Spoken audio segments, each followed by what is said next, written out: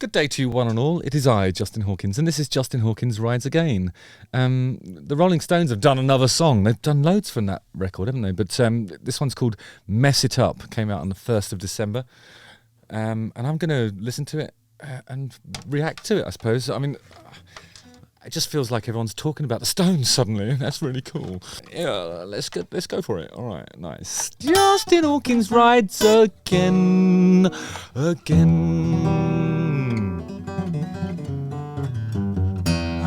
Right, I'll put the guitar down for a second because I'm going to read from my preparation document. Today we're going to listen to another new Rolling Stones song called Mess It Up from their 24th and most recent studio album, Hackney Diamonds. The Enemy described the track as a disco-flavoured jam.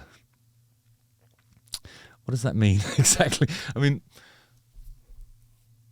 disco flavour. I mean, it probably means it's got 4 to the floor. And their jamming implies that it's improvised somehow. I mean, I doubt that, to be honest, but let's see what it is. The new Mess It Up video stars the British actor Nicholas Hoult, who is known for his roles in Skins, never seen it, Renfield, never seen it, the X-Men films, I've seen those, and The Favourite, I don't know what that is, and more. A lot of you are often commenting on whether autotune and melodyne are used on mixed vocals in these new tracks. I'm going to have a listen and I'll let you know what I think. And if it is used, I'm going to let you know if I think it's justified. I think when it's justified, oh God, I'm not sure if there's ever a justification for it, really. I mean, I've been in situations in sort of hit factories where, you know, the vocal take is sent off to somebody in another city who hasn't been privy to the session, and they use their sort of interpretive musical understanding of the song to tighten up bits that are flat or sharp, I suppose. And in some instances, like if there's for example, a major key and somebody sings a minor note outside of blues, that's not really acceptable. So perhaps they'll sharpen up a note that's basically wrong, and I suppose that's nice to a degree.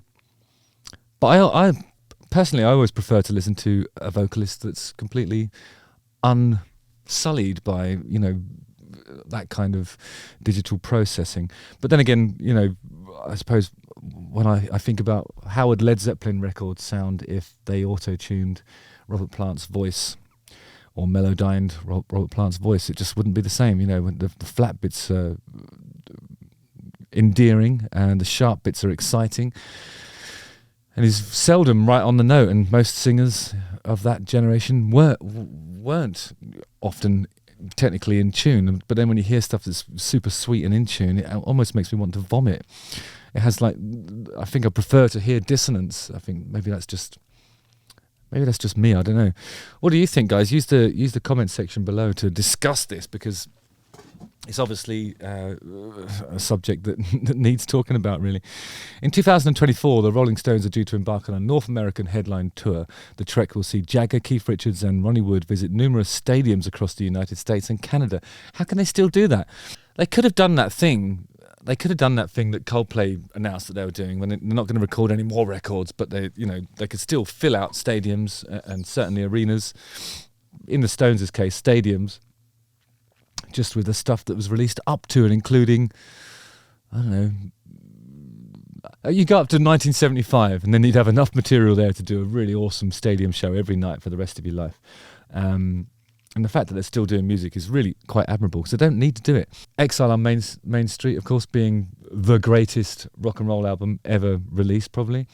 But when you listen to that, you know, that's obviously pre-melodyne, pre-auto-tune, pre-any kind of digital sweetening of notes. And there's something really exciting about that. And you can never do that again. It just wouldn't be acceptable.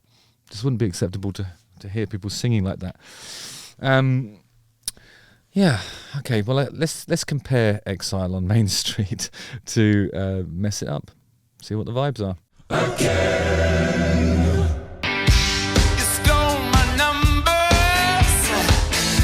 Okay, there's probably a little bit of evidence of it then. For fun. I knew that was being a G.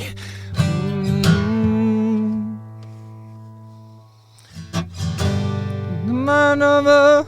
How's it go?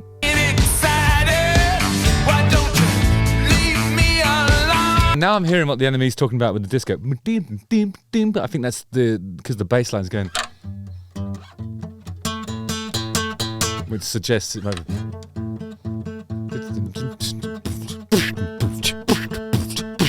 Bit disco. You think I'm messing up. Like doing that thing again. I noticed this on one of the earlier releases from Hackney Diamonds. They've got this insistence on going to a nice sort of minor-y chord. All your friends.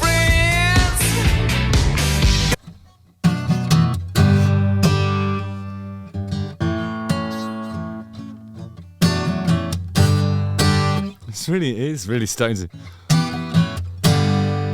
I mean, when you hear this stuff, you think, is it a parody of the Stones? You know, the Stones doing a parody of themselves. But I think this is what happens when you work with a producer like Andrew Watt that knows what's great about the old Stones and the stuff that we want to hear the Stones doing and what the Stones fan base would love for them to be doing in this day and age. Basically, like the old stuff. And if there is some sweetening happening in the sort of, you know, tightening up the pitching of the singing, that's only to make it sit with their direct competitors on radio stations and so on, playlists, and you know, you can't have a guy singing flat. So I'd imagine it's just to modernise the Stones experience, but keeping the things that Andrew Watt or whoever the producer is just thinks is important to include in the Stones thing. And that's a really great sounding guitar.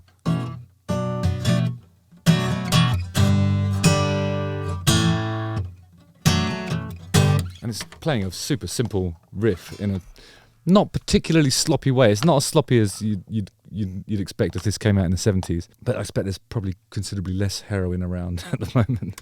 It don't make no sense. Oh. I love that bit.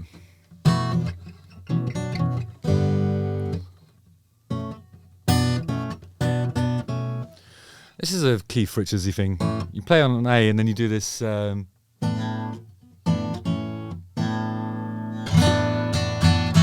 Whenever I hear that, I think Keith Richards.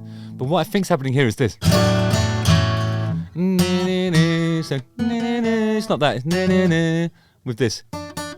And then the A root in the middle just stays there. So, but I think ordinarily you'd hear Keith doing this.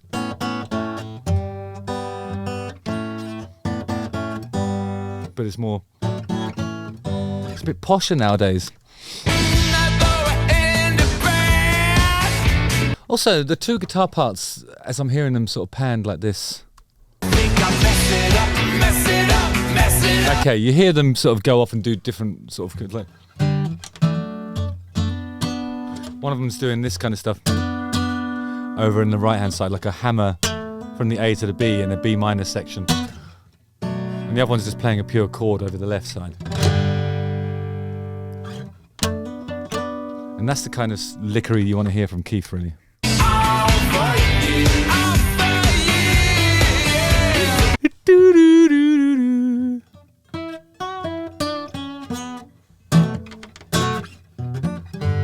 Yeah.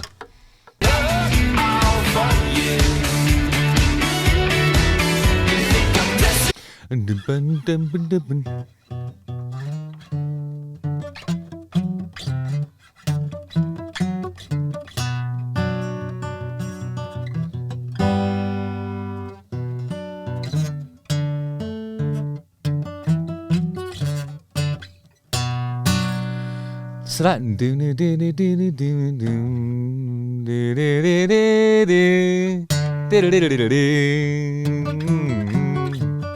it's got a little bit of the Do You Think I'm Sexy by Rod Stewart in there.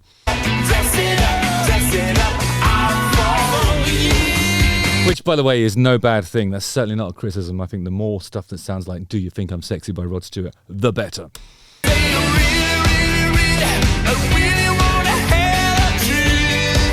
There's a lovely guitar bit there.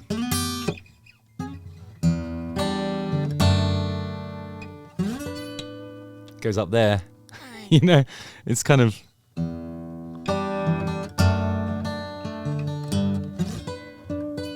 It's gorgeous, almost kind of Little Feet-esque in its beauty.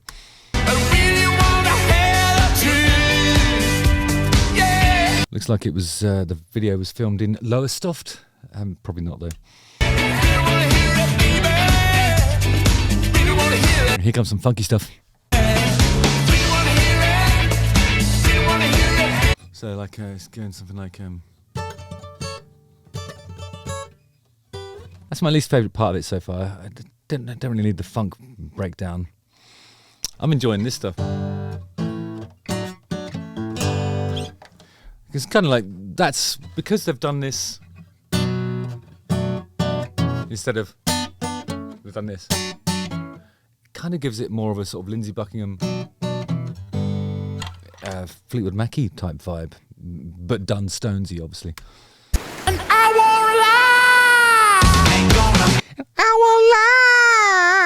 It doesn't sound like it's 100% natural, but I mean, it's just got a little bit of support where he needs it. And I won't lie. But that glide down's beautiful. I mean, Melodyne's capable of doing a lot of sort of intricate kind of movement. I won't lie. But there's no substitute for a real human voice singing from the heart. There just isn't.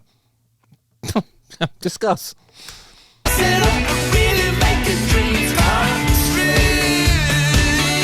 I'm glad they just said dreams come true as opposed to dreams come through. That was Jim Steinman, wasn't it? Rock and roll dreams come through. Brilliant.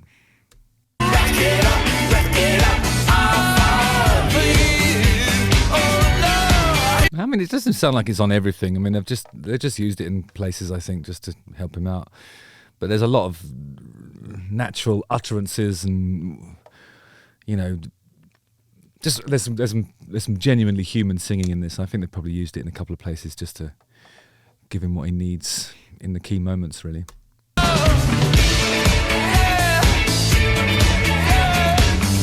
Some rude bass playing happening here. It's great. I'm enjoying the sort of walk around stuff that Ronnie Wood's doing as opposed to the, you know, the sort of disco-y Rod Stewart stuff. I think the walking is great.